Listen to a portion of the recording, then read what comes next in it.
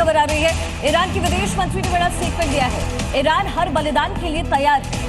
हमारी कूटनीति जमीन की रक्षा के साथ है, ये भी वहां पर कहा गया है। ये बड़ी खबर है। देखिए, एक तरफ जब ये कयास लगाए जा रहे हैं, जेडी वेंस की जो बॉडी लैंग्वेज थी वो गुस्से की तरफ बताती है, नाराजगी की तरफ बताती है, लेकिन इधर ईरान भी अब पूरी तरह से अपनी रक्षा के लिए तैयार है। ये अराक्ची की तरफ से कहा गया। तो अराक्ची की तरफ से ये बड़ा स्टेटमेंट है जो कहा गया है। और देखिए, अमेरिका ने एक दावा किया है कि ईरान ने हॉर्मुज के समंदर में बिछाए हुए अपने जो माइंस है उसकी संख्या ही भूल गया है। और ये माइंस कहां और कितनी तादाद में बिछाए गए हैं ईरान को याद ही नहीं है। ऊपर से ईरान के पास इन माइंस को हटाने की क्षमता भी नहीं है।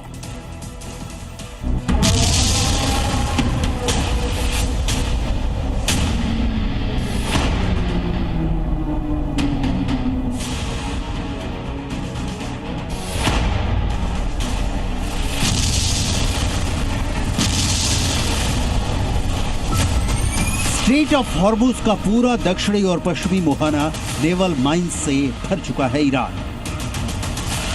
यानी इस पूरे क्षेत्र में ईरान के वो वेपन एक्टिव हैं जिन्हें तकनीकी भाषा में सेट एंड फॉरगेट बम कहा जाता है। सेट एंड फॉरगेट का मतलब हुआ माइंस लगा दीजिए और इसे भूल जाइए। ये किसी टारगेट की तरफ जाकर हमला नहीं करता, बल्कि टारगेट खुद इसके पास आकर शिकार हो जाता है। अब अमेरिका ने दावा किया है कि ईरान अपनी बिछाई गई बारूदी सुरंगें ढूंढ नहीं पा रहा है और इन्हें हटाने की क्षमता भी नहीं है। इसलिए ईरान समुद्री रास्ते को पूरी तरह नहीं खोल पा रहा है। अमेरिका ने दावा किया है कि ईरान ने समुद्री बारूदी सुरंगें बिना सोचे समझे और अनियमित तरीके से बिछाई। कई बारूदी सुरंगों का रिकॉर्ड भी नहीं रखा गया। जहां रिकॉर्ड था वहां भी कुछ बारूदी सुरंगें बह गई या अपनी जगह से हिल गई। अब ईरान को पता नहीं है कि कितनी बारूदी सुरंगें कहां हैं। ईरान ने हॉर्मुज में माइंस बिछाने का काम जंग के शुरुआती दिनों में ही कर दिया था। अमेरिका, इजराइल और इसके समर्थक देशों के ऑयल शिप को हॉर्मुज से गुजरने से रोकने वाली नाकेबंदी के साथ ही। अब आपके जहन में ये सवाल उठ रहा होगा कि ये नेवल माइंस होते कैसे हैं, समुद्र के भीतर फिट कैसे किए जाते हैं और ये इतने ताकतवर कैसे होते हैं जिससे अमेरिका जैसे मजबूत देश की नौसेना भी डर रही है।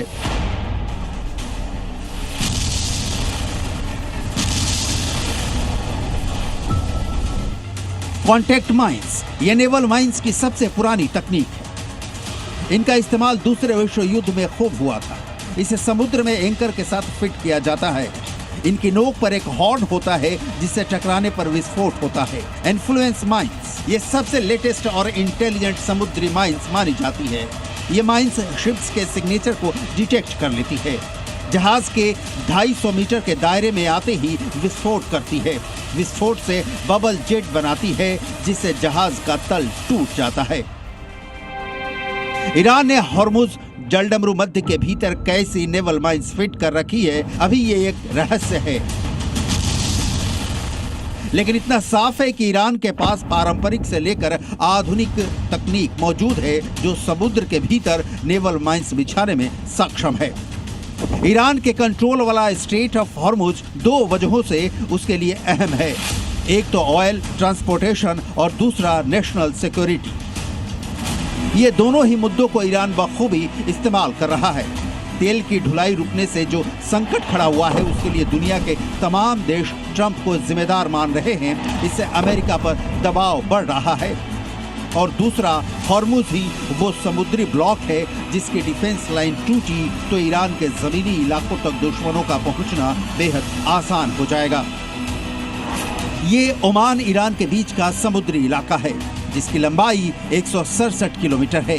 इसके दो मुहाने हैं। एक मुहाना 50 किलोमीटर चौड़ा है और दूसरा मुहाना 33 किलोमीटर चौड़ा है। यह फारस की खाड़ी को अरब सागर से जोड़ता है। इसमें समुद्री ट्रैफिक के लिए 3 किलोमीटर की शिपिंग लेन है जिससे दुनिया का 20% कच्चा तेल गुजरता है। IRGC ने चेतावनी जारी की है कि जहाज बारूदी सुरंगों से टकरा सकते हैं। परेशानी ये है कि अमेरिका की सेना के पास भी तेजी से बारूदी सुरंगें साफ करने की पूरी क्षमता नहीं है। ईरान के पास तो और भी कम सुविधाएं हैं। इस्लामाबाद में ये मुद्दा भी उठने वाला है, जिसका हल ना ईरान के पास है ना अमेरिका के। ब्यूरो रिपोर्ट, जी मीडिया।